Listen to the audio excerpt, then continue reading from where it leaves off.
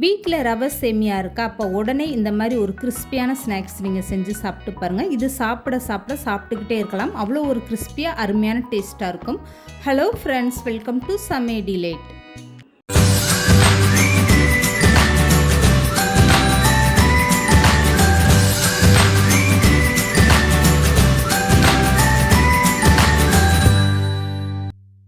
இப்போ இந்த ஸ்நாக்ஸ் செய்கிறதுக்காக 3/4 கப் அளவுக்கு பொடியான ரவை எடுத்துக்கோங்க. இதை ஒரு பாத்திரத்தில் சேர்த்துக்கோங்க. இப்போ 1/4 கப் அளவுக்கு பொடியான சேமியா எடுத்துக்கோங்க. ரவை நான் வறுக்காத ரவை தான் சேர்த்துருக்கேன். இப்போ இது கூடவே கொஞ்சமாக உப்பு சேர்த்துட்டு நல்லா இந்த மாதிரி கலந்து, எந்த கப்பில் ரவை அளந்து எடுக்கிறீங்களோ அதிலே 1/4 கப் அளவுக்கு சேமியா சேர்த்துக்கோங்க. இப்போ 1/2 கப் அளவுக்கு கெட்டியான தயிர் சேர்த்துக்கோங்க. தயிர் ரொம்ப புளிப்பு இல்லாத தயிராக சேர்த்துட்டு இந்த மாதிரி கலந்து கொடுத்துருங்க.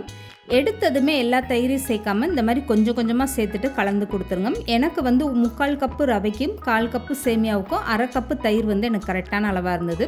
இப்போ தயிர் சேர்த்து இந்த மாதிரி கலந்து கொடுத்துட்டு ஒரு 10 நிமிஷம் நல்லா ஊற வச்சு எடுத்துக்கோங்க. இப்போ ஊறினதுக்கப்புறம் பாருங்கள், இந்த சேமியாவும் ரவையும் எந்த அளவுக்கு நல்லா கெட்டியாக வந்திருக்கு பாருங்கள். இது கரெக்டாக இருக்குது. இப்போ 1 ஸ்பூன் அளவுக்கு இதில் ஜீரகம் சேர்த்துக்கோங்க. இது கூடவே ஒரு பெரிய வெங்காயம் பொடிசாக கட் பண்ணி சேர்த்துக்கோங்க.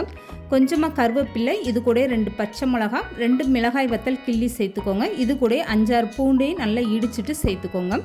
இப்படி இதெல்லாமே பொடிசாக கட் பண்ணிவிட்டு நீங்கள் சேர்த்துட்டு இதுக்கப்புறமா நீங்கள் நல்லா கலந்து கொடுத்துருங்க. இதில் நீங்கள் விருப்பப்பட்டால் பொடியாக கட் பண்ண இஞ்சியும் சேர்த்துக்கோங்க. இப்போ ஒரு டைம் இந்த மாதிரி நல்லா கரண்டி வச்சு கலந்து கொடுத்ததுக்கப்புறம் கை போட்டு நல்லா கலந்து கொடுத்துருங்க. இதில் உப்போட டேஸ்ட்டோ உங்கள் டேஸ்ட்டுக்கு ஏற்ற மாதிரி கூடுதலாவோ குறைச்சோ சேர்த்துக்கோங்க.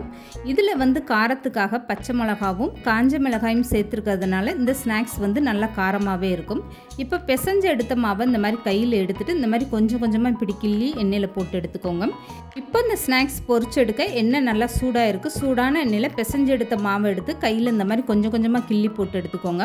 எந்த அளவுக்கு நீங்கள் பக்கோடாவுக்கு சின்ன சின்ன மாவாக போட்டு எடுப்பீங்களோ இந்த மாதிரி போட்டு எடுத்துக்கோங்க. அப்போ தான் உங்களுக்கு நல்லா கிறிஸ்பியாக பொரிஞ்சு வரும். இதுக்கப்புறமா நீங்கள் ஸ்டவ்வை மீடியமாக வச்சுட்டு உடனே கரண்டி போட்டு பரட்டாமல் ஒரு 5 நிமிஷம் அப்படியே ஃப்ரீயாக நல்லா வேக விட்டுருங்க. அதுக்கப்புறமா கரண்டி போட்டு இந்த மாதிரி திருப்பி விடுங்க. இப்போ இந்த ஸ்நாக்ஸ் நல்லா 2 பக்கம் செவந்து வந்ததுமே அப்படியே எண்ணெயை வெடிச்சிட்டு வெளியே எடுத்துருங்க. அவ்வளோதாங்க. மீதம் இருக்க எல்லா மாவும் இதே மாதிரி நீங்கள் பொரிச்சு எடுத்துக்கோங்க. 3/4 கப்பு ரவையும் 1/4 கப்பு சேமியாவும் இருந்தால் போதும். சாயந்தர நேரம் இந்த மாதிரி நல்ல கிறிஸ்பியான ஸ்நாக்ஸ் நீங்கள் ட்ரை பண்ணி பாருங்கள். இது சாப்பிட அவ்வளோ ஒரு அருமையான டேஸ்ட்டாக இருக்கும். இந்த ஸ்நாக்ஸுக்காக நீங்கள் தயிர் பயன்படுத்தும் போது புளிப்பு இல்லாத தயிராக பயன்படுத்திக்கோங்க. அப்போ தான் இந்த ஸ்நாக்ஸ் உங்களுக்கு கரெக்டான டேஸ்ட்டு கொடுக்கும். கண்டிப்பாக இந்த மாதிரி ஒரு சூப்பரான கிறிஸ்பியான ஸ்நாக்ஸை நீங்களும் ட்ரை பண்ணி பாருங்கள். இந்த வீடியோ பிடிச்சிருந்தால் லைக் பண்ணுங்கள், ஷேர் பண்ணுங்கள். மறக்காமல் சமையல் டிலேட் சேனலை சப்ஸ்கிரைப் பண்ணுங்கள்.